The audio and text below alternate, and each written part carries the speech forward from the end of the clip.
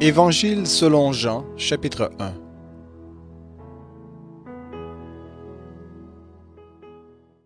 Au commencement était la parole, et la parole était avec Dieu, et la parole était Dieu. Elle était au commencement avec Dieu. Tout a été fait par elle, et rien de ce qui a été fait n'a été fait sans elle. En elle était la vie, et la vie était la lumière des hommes. La lumière brille dans les ténèbres, et les ténèbres ne l'ont pas accueillie. Il y eut un homme envoyé par Dieu, du nom de Jean. Il vint comme témoin pour rendre témoignage à la lumière, afin que tous croient par lui. Il n'était pas la lumière, mais il vint pour rendre témoignage à la lumière.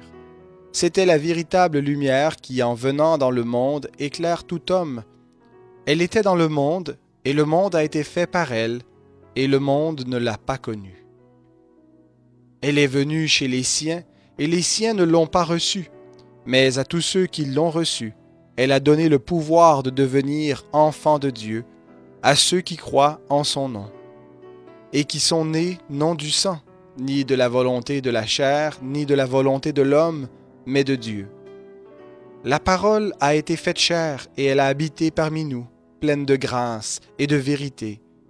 Et nous avons contemplé sa gloire, une gloire comme celle du Fils unique venu du Père.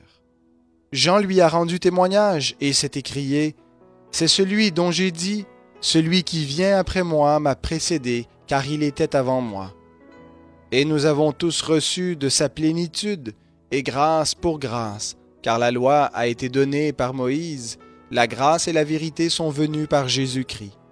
Personne n'a jamais vu Dieu. Dieu, le Fils unique, qui est dans le sein du Père, lui l'a fait connaître.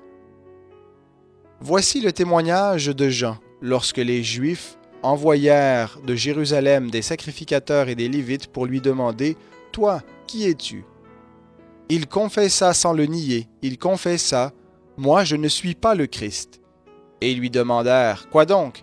Es-tu Élie » Et il dit « Je ne le suis pas. » « Es-tu le prophète » Et il répondit « Non. » Ils lui dirent alors « Qui es-tu » afin que nous donnions une réponse à ceux qui nous ont envoyés. « Que dis-tu de toi-même » Il dit « Je suis la voix de celui qui crie dans le désert. Rendez droit le chemin du Seigneur, comme a dit le prophète Ésaïe. » Ceux qui avaient été envoyés étaient des pharisiens. Ils l'interrogèrent et lui dirent « Pourquoi donc baptises-tu si tu n'es pas le Christ, ni Élie, ni le prophète ?» Jean leur répondit « Moi je baptise dans l'eau, au milieu de vous. Il en est un que vous ne connaissez pas, et qui vient après moi. Je ne suis pas digne de délier la courroie de sa sandale. » Cela se passait à Béthanie, au-delà du Jourdain, où Jean baptisait. Le lendemain, il vit Jésus venir à lui et dit « Voici l'agneau de Dieu qui ôte le péché du monde. C'est celui dont j'ai dit « Après moi vient un homme qui m'a précédé, car il était avant moi. Et moi je ne le connaissais pas, mais afin qu'il soit manifesté à Israël, je suis venu baptiser d'eau. » Jean rendit ce témoignage. « J'ai vu l'Esprit descendre du ciel comme une colombe et demeurer sur lui.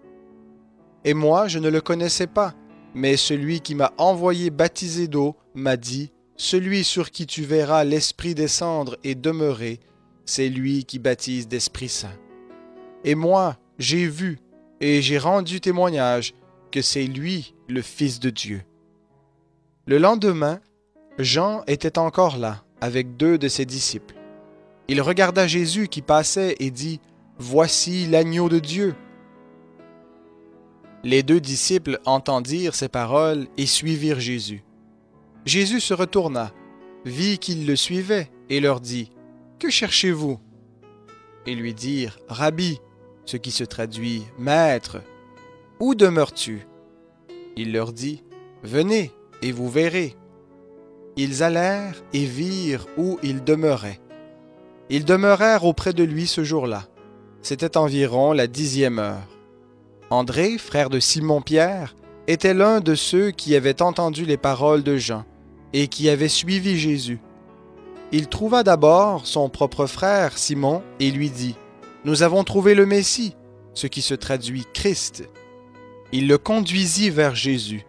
Jésus le regarda et dit, « Tu es Simon, fils de Jonas, tu seras appelé Céphas, ce qui se traduit Pierre. » Le lendemain, il voulut se rendre en Galilée, et il trouva Philippe. Jésus lui dit, « Suis-moi. » Philippe était de Bethsaïda, la ville d'André et de Pierre. Philippe trouva Nathanaël et lui dit, « Nous avons trouvé celui dont il est parlé dans la loi de Moïse et dans les prophètes, Jésus de Nazareth, fils de Joseph. » Nathanaël lui dit, « Peut-il venir de Nazareth quelque chose de bon? » Philippe lui dit, « Viens et vois. » Jésus vit venir à lui Nathanaël et dit de lui, « Voici vraiment un Israélite dans lequel il n'y a pas de fraude. » Nathanaël lui dit, « D'où me connais-tu? » Jésus lui répondit, « Avant que Philippe t'ait appelé, quand tu étais sous le figuier, je t'avais vu. » Nathanaël reprit, « Rabbi, toi tu es le Fils de Dieu, toi tu es le roi d'Israël. » Jésus lui répondit, « Parce que je t'ai dit que je t'avais vu sous le figuier, tu crois? Tu verras de plus grandes choses que celles-ci.